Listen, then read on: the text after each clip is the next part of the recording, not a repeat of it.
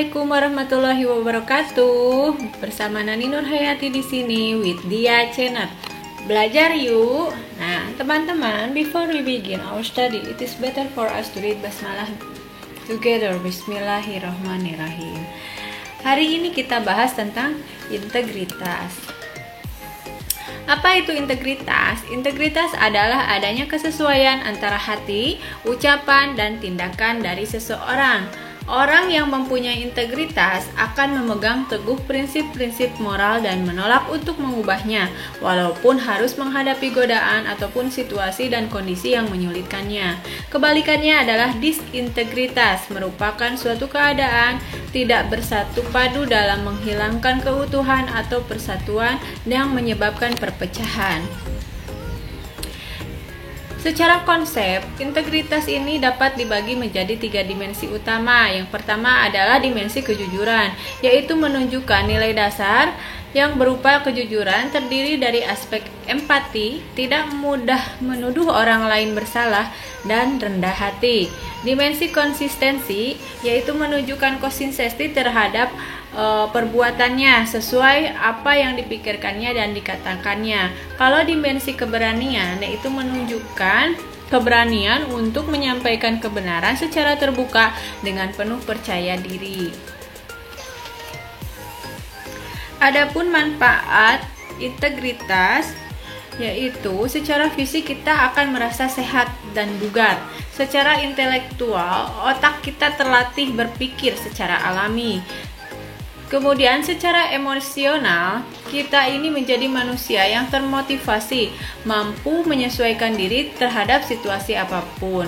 Secara spiritual, kita mampu memaknai berbagai pengalaman kita, mampu melihat berbagai fenomena kehidupan dalam perspektif yang lebih dalam, utuh, dan menyeluruh. Nah, manfaat integritas secara sosial itu kita semakin mampu membangun hubungan kemanusiaan. Ciri-ciri integritas, yang pertama adalah orang tersebut tidak memakai kedok. Orang bertindak sesuai dengan ucapannya. Dia sama di depan maupun di belakang. Terus konsistensi antara apa yang diimani dan kelakuannya itu sama. Dan konsistensi antara nilai hidup yang dianut dan hidup yang dijalankan. Adapun landasan hukum pemberantasan korupsi. Aksi pemberantasan korupsi ditetapkan setiap 2 tahun sekali oleh Timnas PK atau pemberantas korupsi. Pemberantasan tindak pidana korupsi adalah serangkaian tindakan untuk mencegah dan memberantas tindak pidana korupsi melalui upaya koordinasi, supervisi, monitor, penyelidikan, penyidikan, penuntutan, dan pemeriksaan pada sidang pengadilan, serta peran serta masyarakat berdasarkan undang-undang. Nah, di sini ada undang-undangnya ya. Undang-Undang Nomor 31 Tahun 1999 tentang pemberantasan tindak korupsi, Undang-Undang Nomor 20 Tahun 2001 tentang perubahan atas Undang-Undang Nomor 31 Tahun 1999 tentang pemberantasan tindak pidana korupsi, Undang-Undang Nomor 28 Tahun 1999 tentang penyelenggaraan negara yang bersih dan bebas dari korupsi, kolusi, dan nepotisme. Undang-Undang Nomor 30 Tahun 2002 itu Komisi Pemberantasan Tindak Korupsi. Dan Undang-Undang Nomor 30 Tahun 2002 ini pasal 16-nya adalah kewajiban pegawai negeri atau penyelenggara negara untuk melaporkan penerima gratifikasi kepada KPK paling lambat 30 hari. Yang melaporkan gratifikasi menurut Undang-Undang Nomor 28 Tahun 1999 adalah pejabat negara, diantaranya menteri, hakim, gubernur, pejabat lembaga tinggi negara, dan pejabat lembaga tertinggi negara. Adapun syarat-syarat integrasi nasional adalah setiap masyarakat itu setuju dengan aturan-aturan yang telah dibuat. Setiap masyarakat sadar bahwa membutuhkan hubungan antara satu sama lain, dan norma dan aturan adalah pedoman bagi masyarakat dalam integrasi nasional. Komisi Pemberantasan Korupsi atau KPK adalah lembaga negara yang dalam melaksanakan tugas dan kewenangannya bersifat independen dan bebas dari pengaruh kekuasaan manapun. KPK dibentuk dengan tujuan meningkatkan daya guna dan hasil guna terhadap upaya pemberantasan korupsi. Dalam melaksanakan tugas dan wewenangnya, KPK berasaskan pada kepastian hukum, keterbukaan, akuntabilitas, kepentingan umum, dan proporsionalitas. Nah, ada tugas KPK di sini adalah satu, koordinasi dengan instansi yang berwenang melakukan pemberantasan tindak pidana korupsi, kemudian supervisi terhadap instansi yang berwenang melakukan pemberantasan tindak pidana korupsi, kemudian melakukan penyelidikan dan penuntutan terhadap tindak pidana korupsi, melakukan tindakan-tindakan pencegahan tindak pidana korupsi, dan melakukan monitor terhadap penyelenggaraan pemerintahan negara. Kemudian wewenang KPK itu adalah mengkoordinasikan penyelidikan dan penuntutan tindak pidana korupsi, menetapkan sistem pelaporan dalam kegiatan pemberantasan tindak pidana korupsi, kemudian meminta informasi tentang kegiatan pemberantasan tindak pidana korupsi kepada instansi yang terkait, melaksanakan dengar pendapat atau pertemuan dengan instansi yang berwenang melakukan pemberantasan tindak pidana korupsi, dan meminta laporan instansi terkait mengenai pencegahan tindak pidana korupsi. Komisi Pemberantasan Korupsi ini memiliki sebuah roadmap yang berlangsung dari tahun 2011 sampai dengan 2023. Roadmap Komisi Pemberantasan Korupsi difokuskan pada beberapa area yang terbagi menjadi 3 fase atau 3 tahap. Fase yang pertama adalah pada tahun 2011 sampai 2015. Nah, penanganan kasus grand korupsi dan penguatan aparat penegak hukum, kemudian perbaikan sektor strategis terkait kepentingan nasional, kemudian pembangunan fondasi sistem integritas nasional atau SIN, kemudian penguatan sistem politik berintegritas dan masyarakat paham terhadap integritas, kemudian persiapan fraud control. Fase kedua adalah pada tahun 2015 sampai 2019, yaitu perbaikannya sektor strategis melanjutkan fokus pada kepentingan nasional, penanganan kasus grand korupsi dan penguatan aparat penegak hukum, kemudian aksi SIN dan implementasi fraud control. Kemudian yang terakhir adalah fase ketiga, fase pada tahun 2019 sampai 2023, di mana di sini roadmap ini KPK mengoptimalisasikan penanganan sektor strategis, melanjutkan fokus pada kepentingan nasional, kemudian mengoptimalisasikan sistem integritas nasional dan penanganan fraud yang dilakukan oleh penyelenggara negara.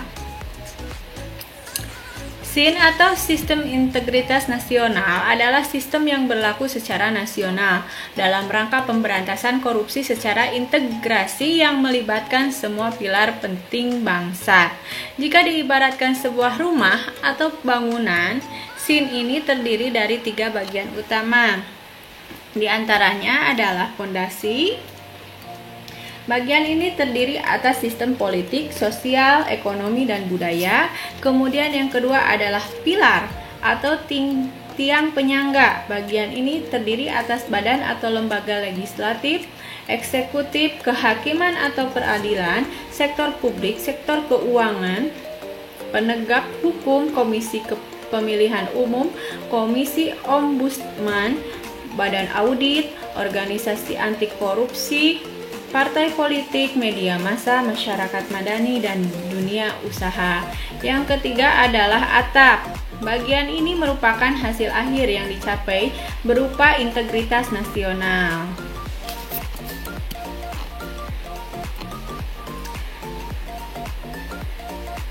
Sistem integritas nasional akan berdampak pada tatanan hukum atau rule of law, pembangunan berkelanjutan, dan kualitas hidup.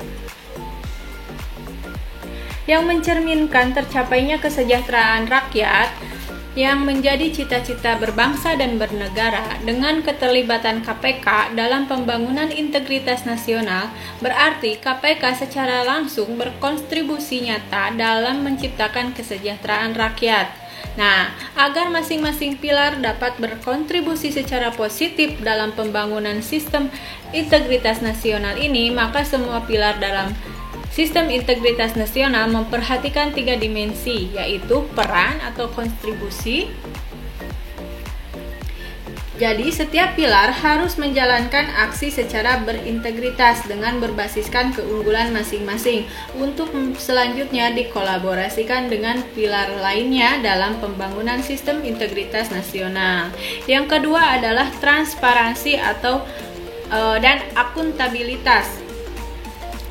Setiap pilar di sini harus menerapkan akuntabilitas dan transparansi dalam bentuk implementasi sistem integritas, baik komponen utama maupun komponen pendukung, dengan memastikan adanya instrumen, proses, dan strukturnya.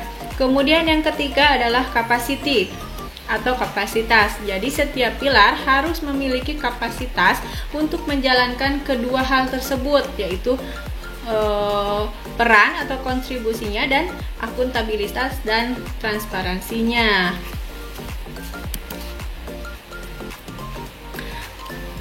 Mekanisme akuntabilitas didesain sebagai upaya nasional untuk mengurangi korupsi yang meliputi sistem integritas. Sistem ini juga bertujuan untuk membangun akuntabilitas dari pilar-pilar yang menopang integritas nasional.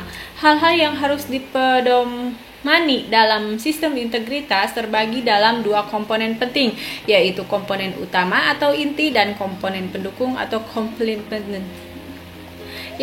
Komponen utama meliputi kode etik dan pedoman perilaku, pengumuman harta kekayaan, kebijakan gratifikasi dan hadiah, pengelolaan akhir masa kerja, saluran pengaduan dan whistleblower, pelatihan atau internalisasi integritas, evaluasi eksternal integritas, dan pengungkapan isu integritas.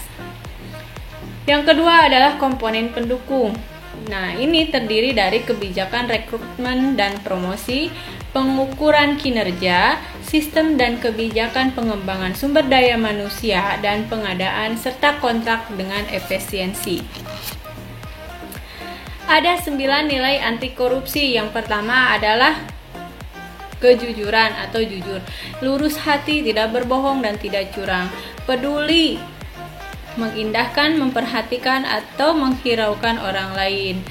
Kemudian anti korupsi ini mandiri, disiplin, tanggung jawab, kerja keras, sederhana, berani, dan adil. Nah, sekian tentang integritas. Mudah-mudahan banyak manfaatnya. Semangat terus untuk belajar ya teman-teman. Jangan lupa di subscribe, karena kalau di subscribe saya tambah semangat untuk membuat kontennya ya. Nah, buat teman-teman yang mau ikut website Sahabat CPNS untuk persiapan ujian CPNS tahun 2021, bisa ikut di deskripsi inbox, ada potongan harga 21.000, diklik aja di situ ya. Sekian, terima kasih. Wassalamualaikum warahmatullahi wabarakatuh.